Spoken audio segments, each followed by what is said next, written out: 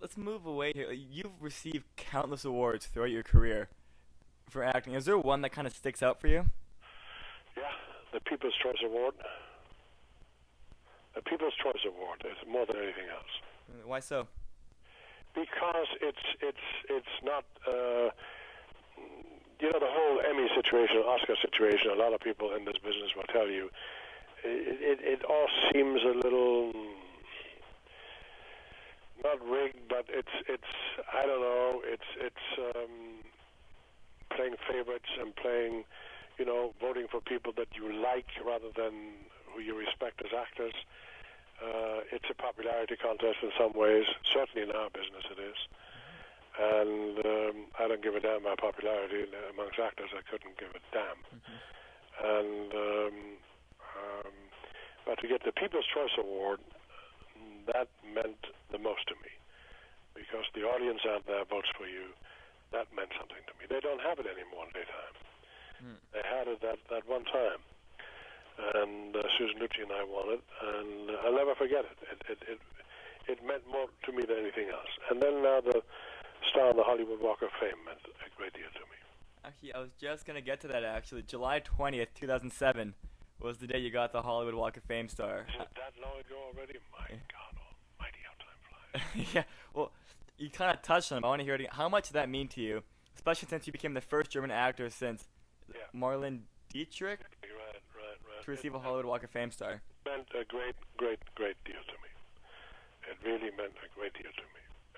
Because I came to this town, barely a penny in my pocket, and then to stand there and receive that meant a great deal to me.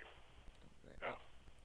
I was watching a few months ago. You were on Geraldo Rivera's talk show discussing the legalization of marijuana. Yeah. Being as we're from British Columbia, we couldn't agree with you more on your stance that marijuana should be legalized. I'm curious as to your thoughts on the recent California vote on Prop 19, and what do you think the future holds for the legalization of marijuana?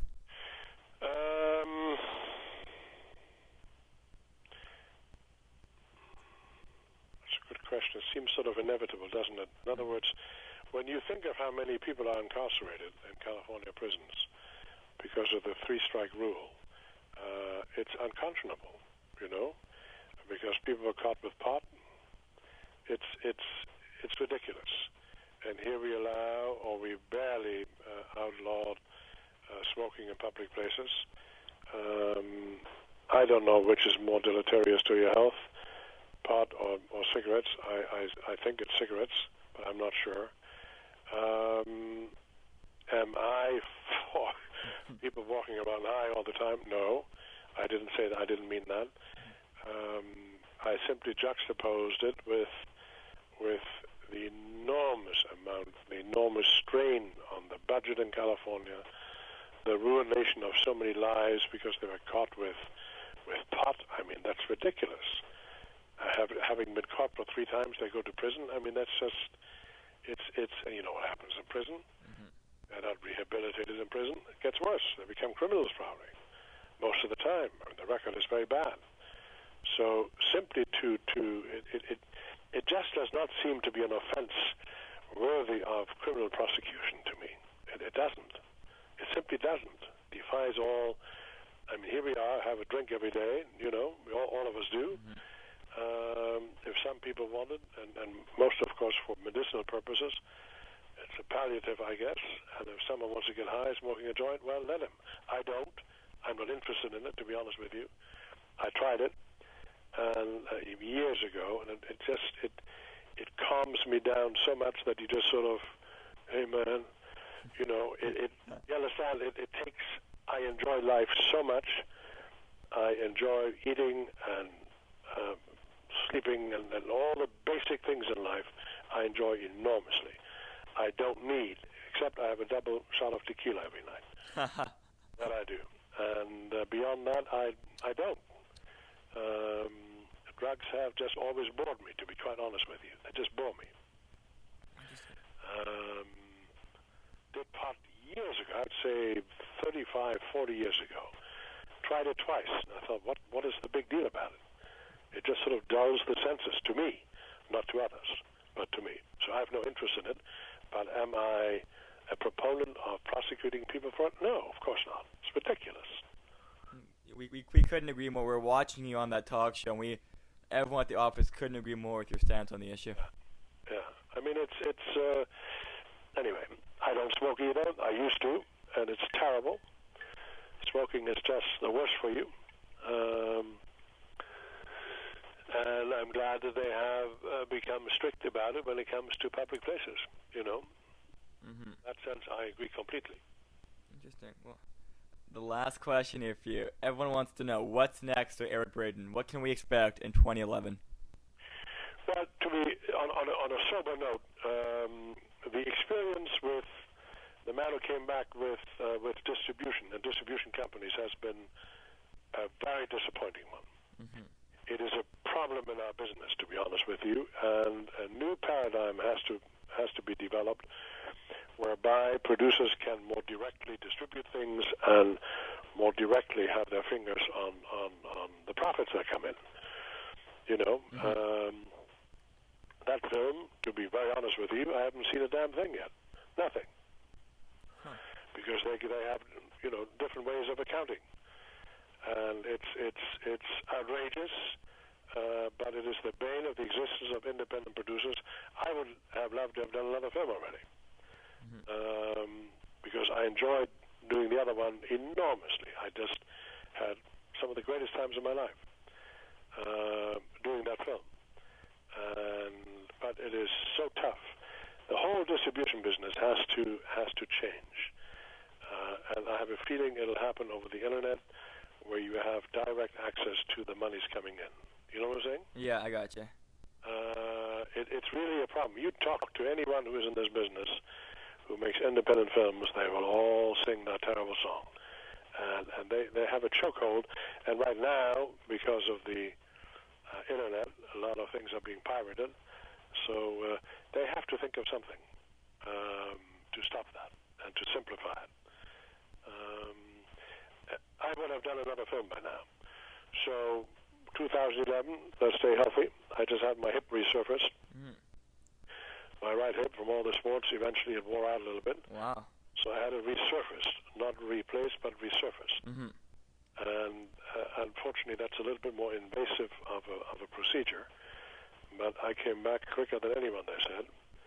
And they said I have very young bones, so they could do the resurfacing. Oh, wow. The hip replacement. So you see, I'm young and restless still. Beyond that, I, am close to my family, and I just work out a lot. I work out every day. And without that, I'd go nuts, I think. And I read extensively. And otherwise, I, enjoy my family enormously. So there you are. That's great, man. Thanks so much for this interview. It was an absolute blast, and you're an awesome guy to talk to.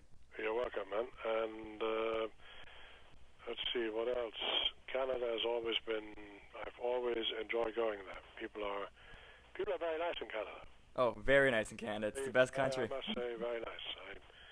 I've found that over the years. I've been there many times. Been probably more places in Canada than you have been. Oh, really? Where have you been in Canada? Oh, everywhere. From Ottawa to Toronto. Obviously, everywhere between Edmonton, Calgary, Vancouver?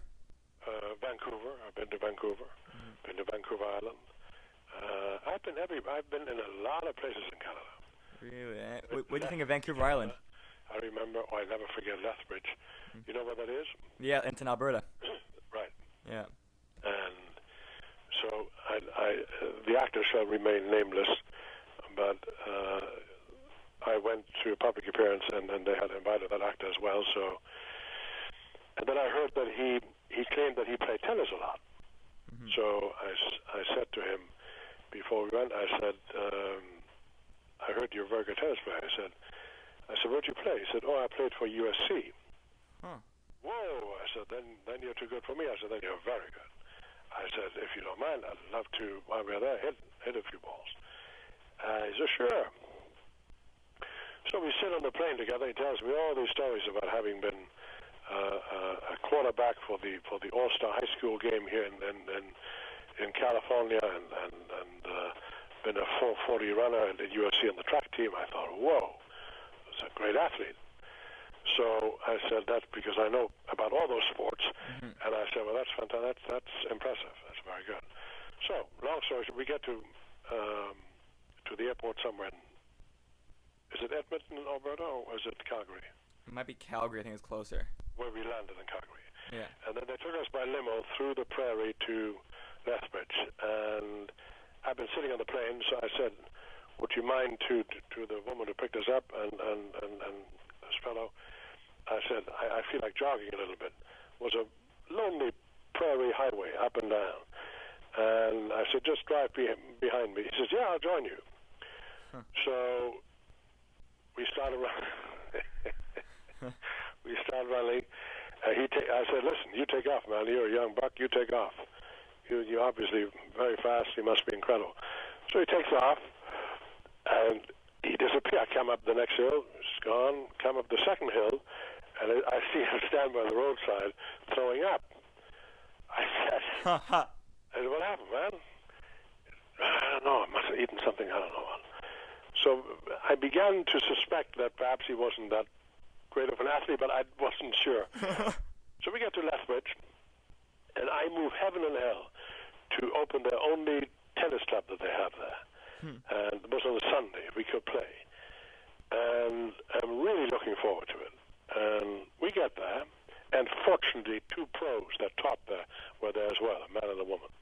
Never forget it. And so I start hitting balls with that guy, and in tennis you can tell within 5 seconds. Within 5 seconds you can tell. Yeah. The guy turned out to be full of shit. Absolutely full of shit.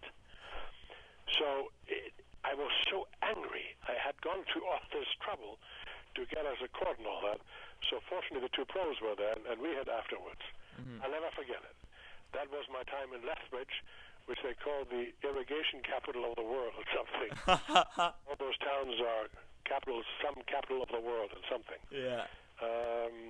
Anyway, that is my memory of Lethbridge, Canada. But he shall remain nameless. That's funny. That's a good story, actually. Did you did you get a chance to come up to Vancouver during the Olympics at all? No, but let me tell you something about the Olympics. I saw it on TV, and I thought you had done a hell of a job there. You'd done a very, very good job. I was proud of Canada. You did a damn good job with the Winter Olympics. I watched everything. Did you see Sidney Crosby's goal in the gold medal game? Oh, yeah. Unbelievable. Yeah. Unbelievable. I mean, that's like writing a script, you know? Yeah. You couldn't have written it better.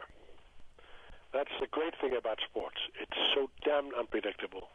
And when it does happen, there's no bullshit. It's just hard work and sweat and that indefinable ingredient you need to win. And then for Canada to win it, I mean, that's incredible. The only thing that would have topped that would have Germany winning the World Cup in Germany, which they didn't. Yeah, they came to the semifinals, right? They lost to Italy, if I'm not mistaken. Damn, yeah, they did. Anyway, there you are. Thanks for time. I'm a big boxing fan. You used to have a great boxer in Chuvalo in Canada. He was. You don't even remember that, do you? No, the only Canadian boxer I really recall is Arturo Gatti. But was he Canadian? Gatti was Canadian, yeah. I didn't know that. There's a very good film right now called The Fighter. The Fighter, yeah, with Mark Wahlberg. It's yeah, he's good, but the other guy, Christian Bale, is absolutely fantastic. He's a great actor. It's a good film, I must say. It's a damn good film. Yeah, Sports Illustrated called it the best sports movie of the decade. Yeah, I must say it's a damn good film. I was very impressed, very impressed with the rest of the cast. I was very impressed, I must say.